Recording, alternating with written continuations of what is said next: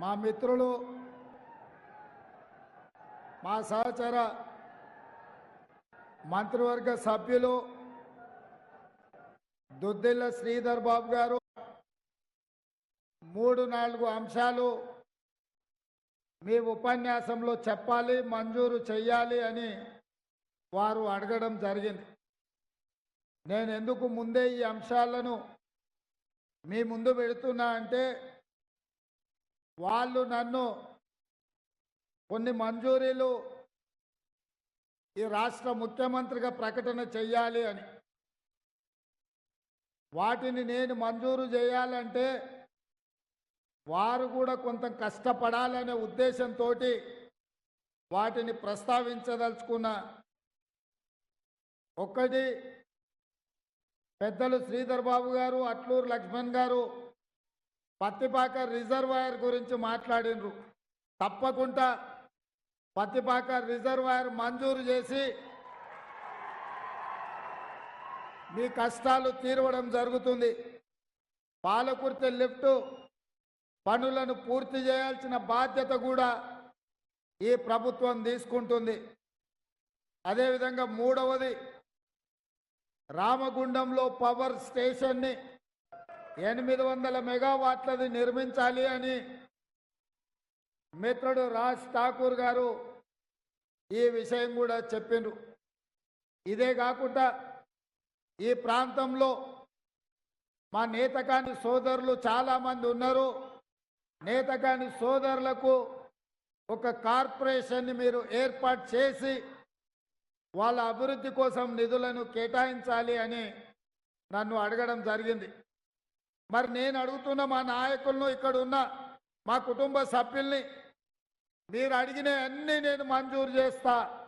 కానీ 7 నియోజకవర్గాలల్లో ప్రతి నియోజకవర్గంలో 30,000కు తగ్గకుండా 2 లక్షల పైన మెజారిటీ ఇచ్చి గడ్డం వంశీని మీరు ఎంపీగా గెలిపించుకొని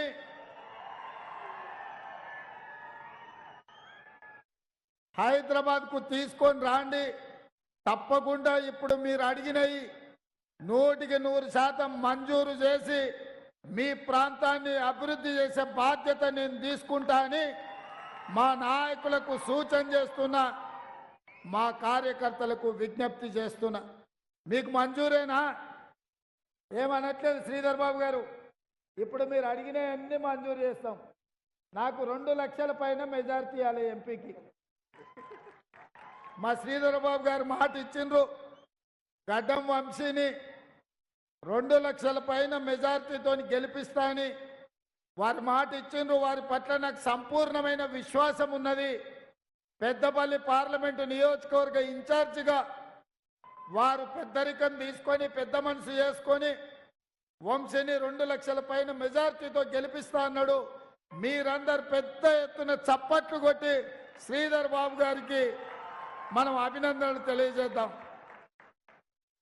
మిత్రులారా, మీకు అందరికీ తెలిసి ఈరోజు మధ్యాహ్నం 2 గంటల మీ దగ్గరికి రావాల్సి ఉండే, కానీ రాత్రి 12-1 గంటకు ఢిల్లీ నుంచి ఫోన్ వచ్చి మన నాయకుడు, మన అభిమాన నాయకురాలు శ్రీమతి సోనియా గాంధీ గారి పుత్రుడు, రాజీవ్ గాంధీ గారి కుమారుడు, ఇందిరాగాంధీ గారి మనవడు, మనందరికీ అత్యంత అభిమాన నాయకుడు శ్రీ రాహుల్ గాంధీ గారు రాయ్బరేలీ పార్లమెంటు నియోజకవర్గం నుంచి శ్రీమతి సోనియా గాంధీ గారు, శ్రీ రాజీవ్ గాంధీ గారు, శ్రీమతి ఇందిరాగాంధీ గారు ప్రాతినిధ్యం వహించిన నియోజకవర్గం నుంచి 4వ తరంగా ఎన్నికల నామినేషన్ వేస్తున్నారు. మీరు ఆ నామినేషన్కు హాజరు కావాలి అని ఢిల్లీ నుంచి ఫోన్ రావడం జరిగింది. ఉదయాన హుటాహుటిన విమానం లేకపోతే ఎక్కడో ఉంటే ఆ విమానం తెప్పించుకొని మన పెద్దలు ఏఐసిసి అధ్యక్షులు మల్లికార్జున్ ఖర్గే గారిని కూడా వారితో పాటు రాయ్బరేలీ వెళ్ళి అక్కడ రాహుల్ గాంధీ గారి నామినేషన్ ప్రక్రియలో పాల్గొంటూ అక్కడ ర్యాలీలో లేట్ అవుతుంటే మా లక్ష్మణ్ కుమార్ గారు ఫోన్ చేసి ఒకటే మాట చెప్పిండు, ఎంత ఆలస్యమైనా మీరు ధర్మపురి రావాల్సిందే. వేలాది మంది వచ్చి ఇక్కడ ఉన్నారు. చీకటి అయినా సరే, కరెంటు ఉన్నా లేకున్నా, మీ హెలికాప్టర్ దిగినా దిగకపోయినా రోడ్డు మార్గం ద్వారా మీరు రావాల్సిందే. మా కార్యకర్తలకు మాట ఇచ్చినా నా మాట పోతుంది, నాకు అవమానం అవుతుంది, మీరు రావాల్సిందే అని చెప్పి మీ లక్ష్మణ్ కుమార్ గారు హుకుం జారీ చేసిండ్రు. ఇక మరి మీ పెద్దపల్లి వాళ్ళు ధర్మపురి వాళ్ళు హుకుం జారీ చేస్తే వినాల్సిందే కదా.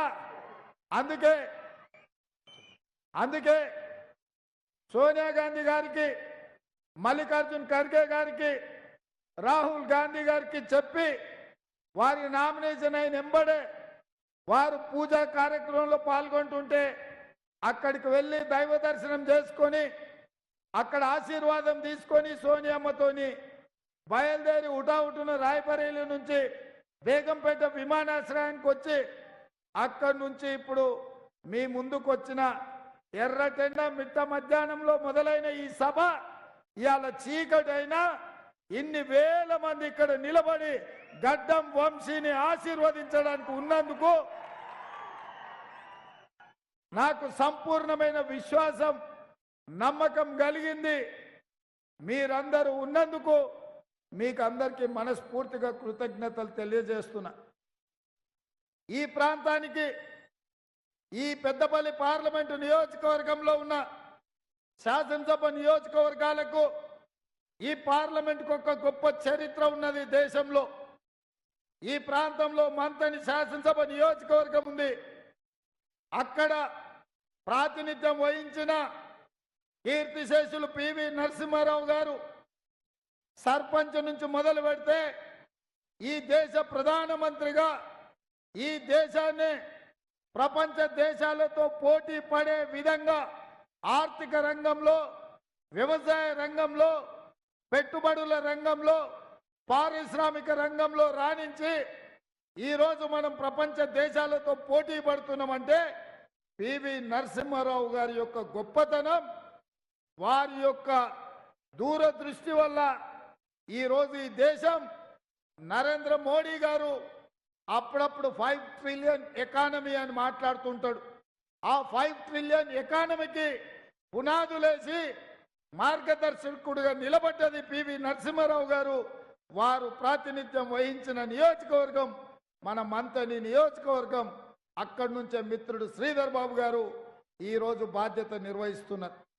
అదే కాకుండా ఈ ప్రాంతం నల్ల బంగారం, సింగరేణి బొగ్గు గనులు, ఈ సింగరేణి పరిశ్రమ ఆనాడు నిజాంల నుంచి ఉమ్మడి రాష్ట్రంలో కావచ్చు, ఈనాడు తెలంగాణ రాష్ట్రంలో దాదాపుగా 50,000 కుటుంబాల సింగరేణి కార్మికులు ఈ ప్రాంతంలో ఉండడమే కాదు, ఒక భుజాన సింగరేణి గని కార్మికులు బొగ్గు దవ్వే ఆయుధము ఉంటే రెండో భుజాన కాంగ్రెస్ పార్టీ జెండాను మోసి మన శాసనసభ ఎన్నికలలో ఈ కోల్బెల్ట్ ఏరియా మొత్తాన్ని 3 రంగుల జెండాను ఎగరేసిన ప్రాంతం సింగరేణి కార్మికులు.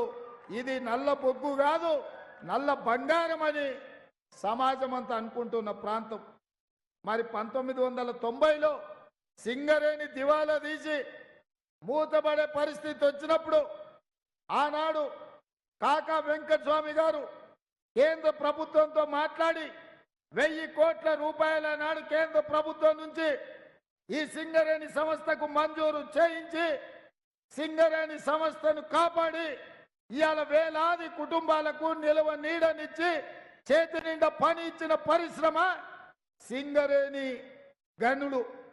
దాన్ని కాపాడింది కాకా వెంకటస్వామి గారు.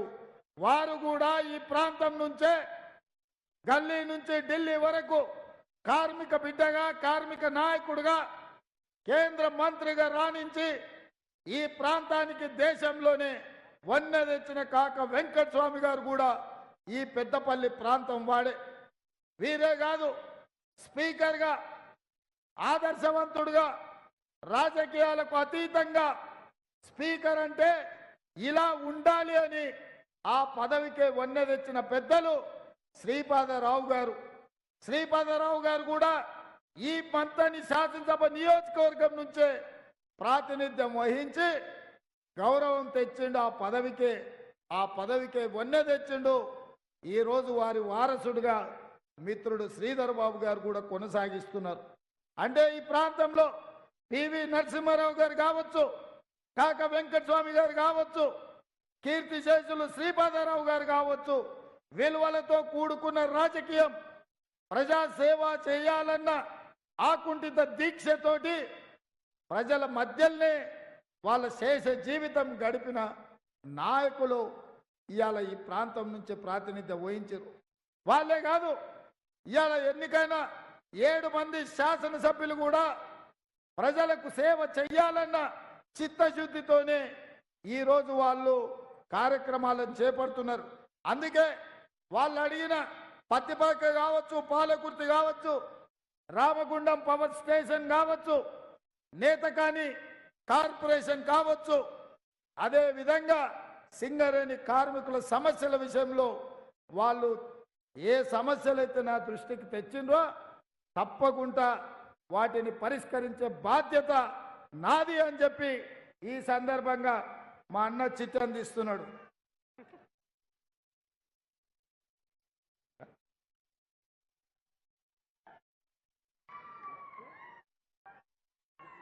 మా ప్రేమ్ సాగర్ రావు గారు కొన్ని విషయాలు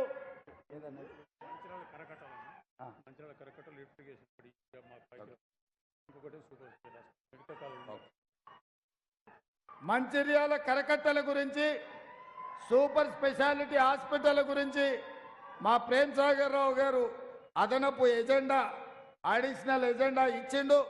తప్పకుండా వాటిని కూడా పరిశీలించి ఈ ప్రభుత్వం సముచితమైన నిర్ణయం తీసుకొని ఈ ప్రాంతాన్ని అభివృద్ధి చేస్తుందని చెప్పి నేను ఈ సందర్భంగా మీకు అందరికీ తెలియజేస్తున్నా.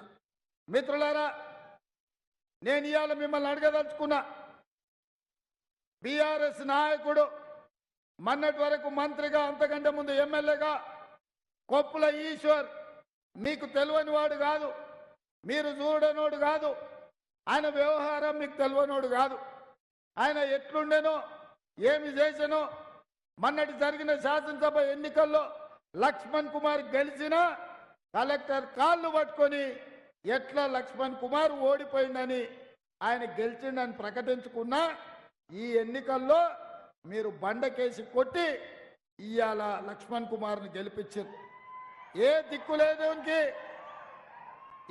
లేని వాళ్లకు అక్కమొగుడే దిక్కు అని ఎవరో పెద్దలు అన్నారు. ఇవాళ టీఆర్ఎస్ కు నిలబడేటోడు లేక మన ధర్మపురి ప్రజలు తిరస్కరించి ఓడగొట్టిన కొప్పుల ఈశ్వర్ని ఈరోజు ఎంపీ అభ్యర్థిగా నిలబడ్డారు. 25 ఏళ్ల నుంచి దాదాపుగా మీరు చూస్తూనే ఉన్నారు ఆయన వ్యవహార శైలి, ఆయన విధి విధానాలు. కాబట్టి ఇవాళ బీఆర్ఎస్ కు, కొప్పుల ఈశ్వర్ కు ఈ ఎన్నికల్లో నిలబడడానికి నైతిక హక్కు లేదు. బీఆర్ఎస్ కు ఓటు అడిగే నిజాయితీ లేదు. ఎందుకంటే 10 ఏళ్ళు అధికారంలో ఉండి ప్రజల్ని మోసం చేసి కాళేశ్వరం బ్యాక్ వాటర్లో మీ భూములు మునుగుతున్నా, మీ పంట నష్టపోతున్నా, కనీసం కాళేశ్వరం బ్యాక్ వాటర్స్ లో మునిగిపోతున్న రైతుల సమస్యల్ని పట్టించుకోవాలన్న ఆలోచన కూడా చెయ్యలేదు. సింగరేణి బొగ్గు గనులను నరేంద్ర మోడీ ప్రైవేటీకరణ చేసి ఈరోజు సింగరేణి సంస్థని సంపేతమని చూస్తుంటే, ఇక్కడున్న బొగ్గు గనులను ప్రైవేటు టెండర్లు పిలిచి ప్రైవేటీకరణ చేస్తుంటే మౌనంగా ఉన్న ఈ కొప్పుల ఈశ్వర్ గారు ఇవాళ ఏ రకంగా సింగరేణి కార్మికుల దగ్గరికి, పెద్దపల్లి నియోజకవర్గ ప్రజల దగ్గరికి ఓట్లు అడగడానికి వస్తాడని నేను అడుగుతున్నా. అందుకే మిత్రులారా, బీఆర్ఎస్ చచ్చిన పాము కొన ఊపిరితో ఉంది. దాన్ని ఏంటంటే మీరు మన ఎన్నికల్లో తోక మీద, నడుం మీద కొట్టిండ్రు, పడగ మీద కొట్టలేదు. ఈ ఎన్నికల్లో ఒక్క దెబ్బ పడగ మీద కొడితే శాశ్వతంగా ఈ కాలనాగు యొక్క పీడ విరగడవుతుంది. రేపు పార్లమెంట్ ఎన్నికల్లో పడగ మీద దెబ్బ కొట్టాల్సిందిగా మా మిత్రులకు విజ్ఞప్తి చేస్తున్నా, ఇక భారతీయ జనతా పార్టీ నోరు తెరిస్తే అబద్ధాలే. ఇక అబద్ధాల పోటీ పెడతాయ్యా, ఇక వాళ్ళని ఎవరు తట్టుకోలేని పరిస్థితి ఉన్నది. ఆ మోడీ వాట్సాప్ యూనివర్సిటీలనే మొత్తం అబద్ధాల యూనివర్సిటీ. ఈ అబద్ధాల యూనివర్సిటీలో పీజీలు, పిహెచ్డీలు, డాక్టరేట్లు పొందిన వాళ్ళందరూ నోటికొచ్చిన అబద్ధాలు చెప్తారు, ఏ ఒక్కటి కూడా నిజం మాట్లాడరు. అందుకే ఇవాళ బీజేపీ నాయకులని వేదిక మీద నుంచి నేను ప్రశ్నించదలుచుకున్నా. 10 ఏళ్ళు నరేంద్ర మోడీ గారు ఈ దేశ ప్రధానమంత్రిగా ఉన్నారు, అమిత్ షా గారు హోంశాఖ మంత్రిగా ఉన్నారు, కిషన్ రెడ్డి గారు 5 ఏళ్ళు ఇక్కడనే మంత్రిగా ఉన్నారు. ఏమి తెచ్చిండ్రు తెలంగాణకు, ఏమి ఇచ్చిండ్రు తెలంగాణకు? ఆనాడు పునర్విభజన చట్టంలో సోనియామ్మ ఇచ్చిన బయ్యారం ఉక్కు కర్మాగారాన్ని కాలగర్భంలో కలిచేసింది. అదేవిధంగా వరంగల్లో ఇచ్చిన కాజుపేట రైల్వే కోచ్ ఫ్యాక్టరీ నుంచి ఇవాళ వరంగల్ నుంచి లాతూర్కు తరలించకపోయినరు. ఇవాళ మన తెలంగాణకు అన్యాయం చేసింది. అదేవిధంగా ఎన్టీపీసీ ద్వారా 4000 మెగావాట్ల విద్యుత్ ఉత్పత్తి సంస్థను నిర్మించాల్సింది 10 ఏళ్లలో 1600 మెగావాట్లు మాత్రమే నిర్మించి 2400 మెగావాట్లు నిర్మించలేదు. నేను వచ్చినాక ఎంబడి పడితే ఇప్పుడు ఒక్కొక్క అడుగు ముందుకు కదులుతుంది. రంగారెడ్డి జిల్లాలో ఐటీఐఆర్ కారిడార్ అన్నాడు సోనియామ్మ ఇస్తే దాన్ని మొత్తానికే రద్దు చేసిరు. పాలమూరు రంగారెడ్డి ఎత్తిపోతల పథకాన్ని జాతీయ ప్రాజెక్టుకి ఇవ్వమంటే తెలంగాణకు మొండి చేయి చూపించింది. గిరిజన యూనివర్సిటీ, ఐఐటి, ఐఐఎం ఇలా చెప్పుకుంటూ పోతే చాంతాడంత లిస్ట్ ఉంది. ఏ ఒక్క పని చేయలే. గుజరాత్కు మాత్రం బుల్లెట్ ట్రైన్ తీసుకెళ్ళిరు, సబర్మతి రివర్ ఫ్రంట్ తీసుకెళ్ళిండ్రు. ఇవాళ గిఫ్ట్ సిటీని నిర్మించుకున్నారు. లక్షల కోట్ల రూపాయలు నిధులు తరలించకపోయినరు. నేను అడుగుతున్న బీజేపీ వాళ్ళను, గుజరాత్లో ఉన్నోళ్ళే మనుషులా? తెలంగాణలో ఉన్నోళ్ళు మనుషులు కాదా? తెలంగాణ పట్ల ఈ వివక్ష మంచిదా? ఈ దేశ ప్రధానమంత్రి గుజరాత్ను ఒకలాక, తెలంగాణను ఇంకొకలాక, తెలంగాణ ప్రాంతాన్ని సవతి తల్లి ప్రేమ చూపిస్తున్నాడు. అందుకే ఇవాళ తెలంగాణ ప్రజలు ఆలోచన చేయాలి. 10 ఏళ్ళు ప్రధానమంత్రిగా ఉన్న నరేంద్ర మోడీ మళ్ళీ 3వసారి ఆయన అధికారం ఎక్కాలంట, 400 సీట్లు రావాలంట. ఎందుకు అడుగుతుర్రా 400 సీట్లు? వాళ్ళు ప్రభుత్వం కావాలని అడుగుతలేరు, 400 సీట్లు కావాలని ప్రత్యేకంగా చెప్తున్నారు. ఇక్కడే ప్రమాదం పొంచి ఉన్నది మిత్రులారా. ఇవాళ ఈ తెలంగాణ సమాజం అప్రమత్తంగా ఉండాలి. ఎందుకంటే ఆనాడు డాక్టర్ బాబాసాహెబ్ అంబేద్కర్ గారు రాజ్యాంగాన్ని రచించి దళితులకు, గిరిజనులకు విద్యలో, ఉపాధిలో, ఉద్యోగాలలో, రాజకీయాలలో రిజర్వేషన్లు కల్పించండు. కాబట్టే కాకా వెంకటస్వామి గారు కేంద్ర మంత్రి అయినరు, వినోద్ గారు రాష్ట్రంలో మంత్రి అయినరు, వివేక్ గారు ఎంపీ అయినరు, లక్ష్మణ్ ఎమ్మెల్యే అయినరు. ఈనాడు తమ్ముడు గడ్డం వంశీ పార్లమెంటు సభ్యుడు కాబోతున్నాడు. ఆ కొప్పుల ఈశ్వర్ కూడా ఎమ్మెల్యే మంత్రి అయిందంటే ఆనాడు కాంగ్రెస్ పార్టీ ఇచ్చిన ఎస్సీ ఎస్టీ రిజర్వేషన్. ఇవాళ సీతక్క ఎమ్మెల్యే మంత్రి అయిందన్న, బలరాం నాయక్ కేంద్రంలో మంత్రిగా పనిచేసిండన్న.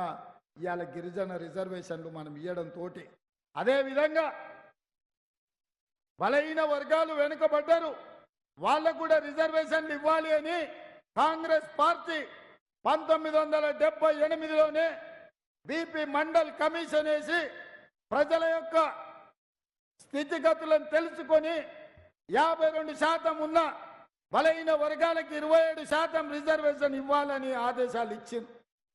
ఇవాళ వాళ్ళ ఆస్పిరేషన్స్ పెరిగినాయి, వాళ్ళు కూడా చదువుకున్నారు, వాళ్ళు కూడా డాక్టర్లు, లాయర్లు, ఇంజనీర్లు అయినరు, ఐఏఎస్లు, ఐపీఎస్లు అయినరు.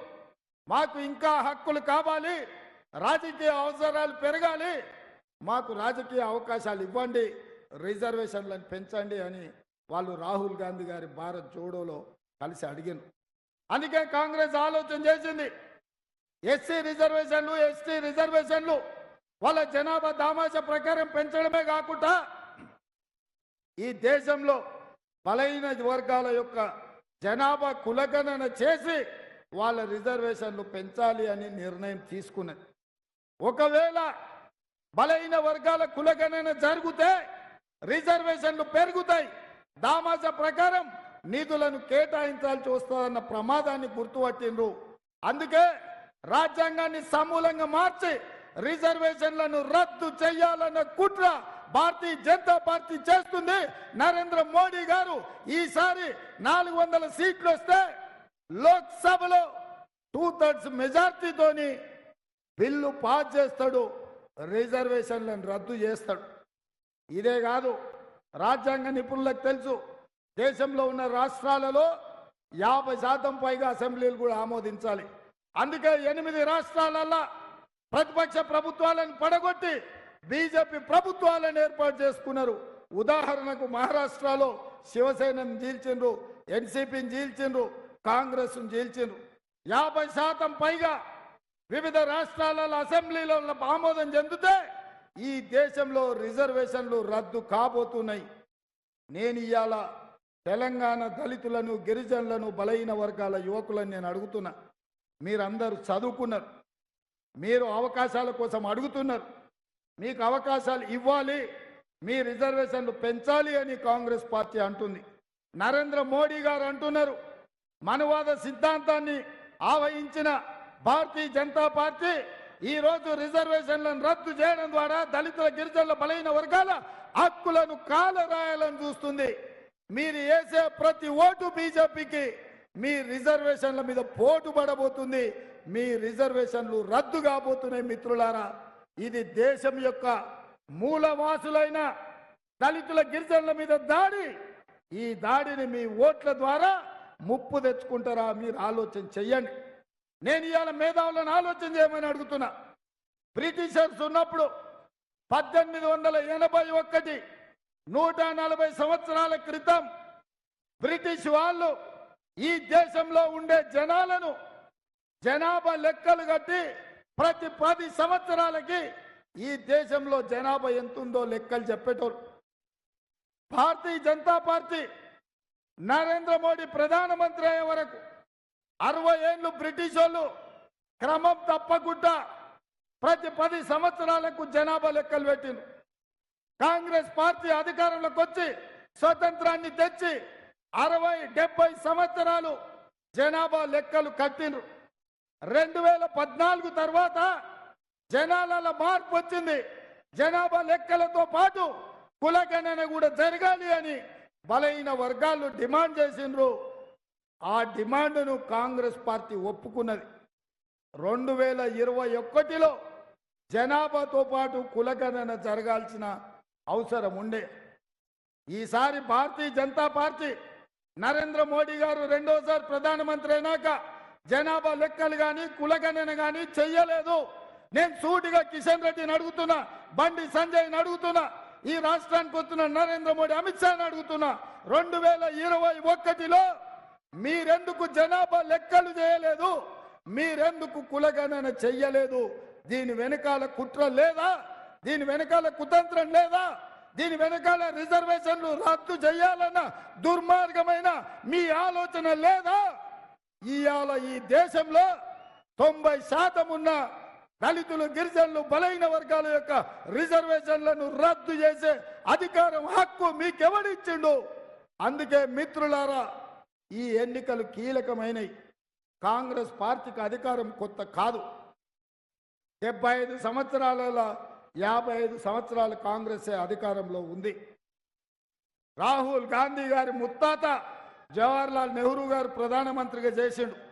వాళ్ళ నాయనమ్మ ప్రధానమంత్రి చేసింది. వాళ్ళ నాయన ప్రధానమంత్రి చేసిండు. వాళ్ళమ్మ యూపీఏ చైర్పర్సన్గా 10 సంవత్సరాలు మన్మోహన్ సింగ్ గారిని, పివి నరసింహారావు గారిని 5 ఏళ్ళు ప్రధానమంత్రిగా చేసింది. వాళ్ళకు పదవులు కొత్త కాదు. పదవుల పట్ల వాళ్ళకు వ్యామోహం లేదు. ఎందుకంటే మనం కళ్ళతో చూస్తున్నాం. పార్టీ అధ్యక్ష పదవి కూడా మల్లికార్జున్ ఖర్గే గారికి ఇచ్చిండ్రు. కానీ ఇవాళ నేను మీకందరికీ విజ్ఞప్తి చేస్తున్నా, మీకందరికీ నేను పర్సనల్గా మీ అందరికీ వేడుకుంటున్నా, ఈ దేశ ప్రజాస్వామ్యం, ఈ దేశంలో రాజ్యాంగం ప్రమాదంలో పడుతుంది. ఈ దేశానికి రాహుల్ గాంధీ ప్రధానమంత్రి అయితే తప్ప మీ రిజర్వేషన్లను కాపాడేవాడు లేడు. నరేంద్ర మోడీ ఎవరి మాట వినడు. పార్లమెంటులో మెజార్టీ వచ్చిందంటే రిజర్వేషన్లు రద్దు కాబోతున్నాయి. అందుకే ఇవాళ మన రిజర్వేషన్లను కాపాడుకోవాలంటే ఈ దేశానికి రాహుల్ గాంధీ గారు ప్రధానమంత్రి గారు కావాలి. అందుకే నేను ఇవాళ రాయ్ బరేలీకి వెళ్ళి వారి నామినేషన్ కార్యక్రమంలో పాల్గొన్నా. ఇది దేశం యొక్క అవసరం. ఇది నిజంగా దళితుల గిరిజనుల యొక్క అవసరం. ఇవాళ దళితుల గిరిజనులకు అండగా నిలబడే గాంధీ కుటుంబానికి మనము తోడుగా నిలబడాలి. మీడియా మిత్రులారా, పాత్రికేయ సోదరులారా, తెలంగాణ సమాజం ఆలోచన చెయ్యండి. రిజర్వేషన్ ఉండాలి అంటే కాంగ్రెస్ గెలవాలి. రిజర్వేషన్ రద్దు కావాలి అంటే బీజేపీకి ఓటు వేయండి. నేను ఒకటే మాట చెప్పదలుచుకున్నా. ఇవాళ ఈ రిజర్వేషన్లను ఉంచుకొని ఈ సమాజంలో వెనుకబడిన వాళ్ళ నిర్లక్ష్యానికి లోనైన వాళ్ళను, సమాజంలోనే గౌరవం లేకుండా అవకాశాలు రాకుండా బాధపడుతున్న వర్గాలు బాగుపడాలి అని అంటే రిజర్వేషన్లు ఉండాలి. ఉన్న రిజర్వేషన్లు పెరగాలి. మీరు బీజేపీకి ఓటేసిందంటే రిజర్వేషన్లు రద్దు కాబోతున్నాయి. మిత్రులారా, ఈ ప్రమాదం నుంచి బయటపడేసే శక్తి మీ దగ్గరనే ఉంది. మనకు రాష్ట్రంలో అధికారం వచ్చింది. అధికారం మీద మనకు ఇబ్బంది లేదు. 10 ఏళ్ళు మనమే ఉంటాం. వాడో వీడో అదైతుంది ఇదైతుంది అంటుండు. నేను అడుగుతున్న మా కార్యకర్తల్ని, మీ రక్తాన్ని చెమటగా మార్చి దారబోసి భుజాలు కాయలు కాసేలా జెండాలు మోసి వీళ్ళందరిని ఎమ్మెల్యేలు గెలిపించారు. మీ కష్టంతో వచ్చిన ప్రభుత్వాన్ని ఎవడన్నా కూలగొడతాడంటే మీరు ఊరుకుంటారా? ఒక్కడొక్కరిని లాగుల తొండలిచ్చి మీరు కొట్టారా?